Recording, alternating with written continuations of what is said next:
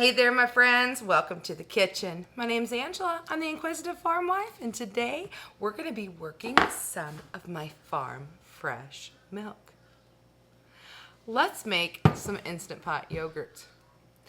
Years ago, when I first started YouTube, I do have a video on yogurt, and I will go ahead and link that somewhere.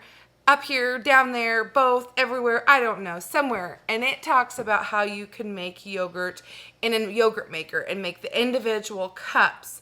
And then I proceed to tell you how you can take the Instant Pot, make yogurt, and turn it into cheese. But I never showed you how to make the yogurt in the Instant Pot. So today's the day, and I'm glad you're here with me. Let's get started on this simple and easy way to make yogurt in the Instant Pot. I just love this recipe because it is so simple and pretty much hands off. You just have a few quick, simple steps and they don't take much time. So I can go on about my day and do other things. It's the morning right now, and by tonight, the process will be done, and all we have to do is let it set until we're ready to eat it the next day. Okay, let's get started. We're gonna zoom in and show you what I got. Today's recipe, you will need a half a gallon of milk. I've got raw cow's milk here. You will need a plain yogurt that has active ingredients. This one has 6 active cultures. If you look at the ingredients, it's just cultured, non-fat milk. That's what we want. No sugars or additives, plain yogurt. I'm using my Instant Pot today, and I have a thermometer, something to stir with. A little bit about our Instant Pot. The one I have has a yogurt setting on it. If you don't have that, you'll have to do it a little bit differently. Our lid, you can absolutely use the lid that comes with your Instant Pot. But you'll want to pull this rubber gasket out because it can harbor smells and flavors from other recipes that you've made, especially like meat, and we don't want this to seal.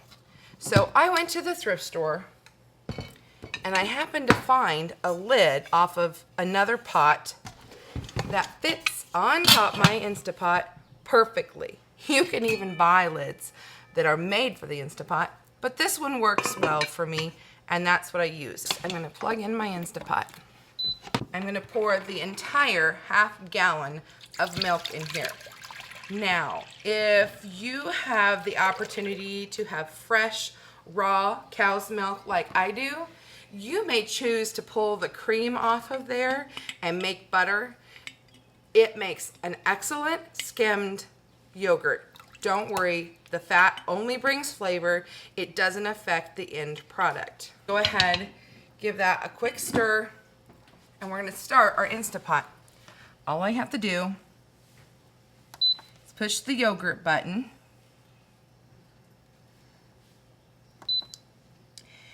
Push start. I wanted it on normal.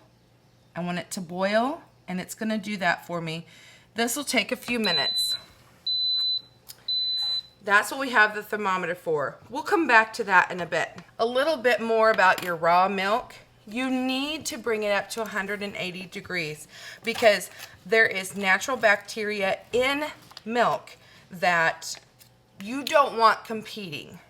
If you're using store-bought pasteurized milk, you don't need to worry about that step. You could theoretically add your yogurt and go from here. I think you'll get a better end product if you don't. Now, I've got this container of yogurt, and it will do a full gallon. I don't want to make a gallon's worth of yogurt today, so I'm gonna make sure to mix everything together because that whey has those active cultures in there, and I don't wanna lose that. And then what I'll do is I'm gonna split this in half. I could have put the entire container in there and it wouldn't hurt, but I want to save this. You can actually put it in the freezer and save it for quite some time so that if I ever get in a situation like today where I don't have another starter, I will have one on hand because I haven't made homemade yogurt in a while, so I kind of let my starter go. What's the starter anyway? So Once you make this yogurt, if you'll save back a couple of tablespoons, you'll have enough to start another batch of half-gallon yogurt. And I'm going to put this in my freezer so that I'll have it if I go in a kick of not making yogurt again and then I want to. I don't need to go to the store to buy more. I'll have this ready. Okay, the Instant Pot just beeped at me, so we're going to check it out and see what's going on. It still says boil, and I'm going to try to move this in a little closer for you. You can see there is kind of a skin on the top of our milk, so I have a feeling that it is now ready for the next step. So what I want to do is check the temperature. And like I said earlier, we want to get it up to 180 degrees to kill off certain bacteria. Bacteria is good for you, but some bacteria don't play well with other bacteria. And if you want a good product, you're going to want to kill off the bacteria that don't work well in yogurt because it won't set up. And there we have it. We've reached our 180 degrees. I've actually let this set in the pot for a few minutes. And what I want to do now is I'm going to pull the insert out, and we want to cool it down to about, I like 110. What I'm going to do is I'm going to pull this off to the side. So I'll just keep coming back and checking the temperature every so often. Just let this naturally come down to temperature. Want this process to go quicker? Just use an ice bath. Try to give it a good stir. And we are about 115-ish degrees. I might wait just a few more minutes. But while this is sitting, this step is optional. You absolutely could add the entire, or the half packet of yogurt. Really, you only need about 2 tablespoons. I really want to be about 110 degrees. That is what the Instapot will be at. I know that if we, that's what it'll set it at to make the yogurt. Anything over like 115, 120 is going to kill the cultures in your yogurt. I think we are about 110. So this is perfect. I am going to ladle out just a couple of scoops of our warm milk. Stainless whisk. You can use plastic, whatever. And it just seems like if you can kind of thin out this original yogurt a little bit, it incorporates so much better. See, there's no real lumps or anything in there. And then it'll just whisk in so much nicer. So that's my little tip for you. And then what I like to do is I like to stir it, and then just like with making cheese, I like to kind of calm it down by bringing it to the middle and pulling the spoon out. Got our Instapot ready for us. We're going to go ahead and put our insert back in, put our lid on, and then we're going to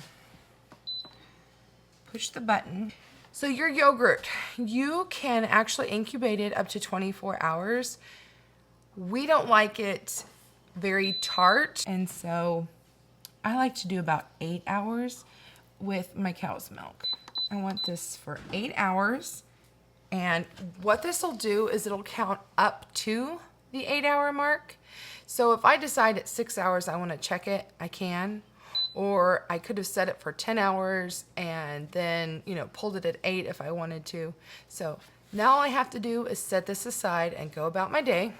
That's the thing about working with dairy. Whether you're making cheese, yogurt, or any such, you can be at home doing other projects while this is doing what it needs to do. It's just a lot of fermenting and setting and resting and incubating. It's really not hard, and it saves a lot of money. Okay, I just got in from chores, and we are, I went over a little bit on the yogurt, but that's okay. That's okay. That's okay. Let's look at it. Let's see what happened.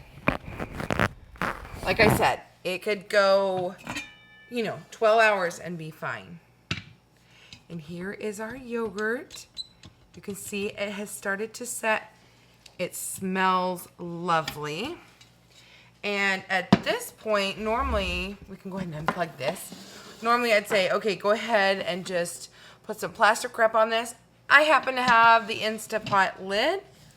And so I'm just going to put it on. And we're going to pop this in the fridge for at least 8 hours. I'm going to do overnight. Welcome back, friends. It's been at least 12 hours. And I brought our yogurt out of the fridge, and I brought some other ingredients too. But I wanted to tell you that if you like a sweetened yogurt, like I do, you can actually take sweetened condensed milk and put in there when you're inoculating it and have it through the whole process. But I wanted to leave it sugar-free and then let you choose what sweeteners you could add later. Let's check out this yogurt. Here it is. They say you're supposed to be able to stand a spoon up. No problem. I do see some liquid around the edges. I don't know if you can see that. And you can see the liquid coming out here.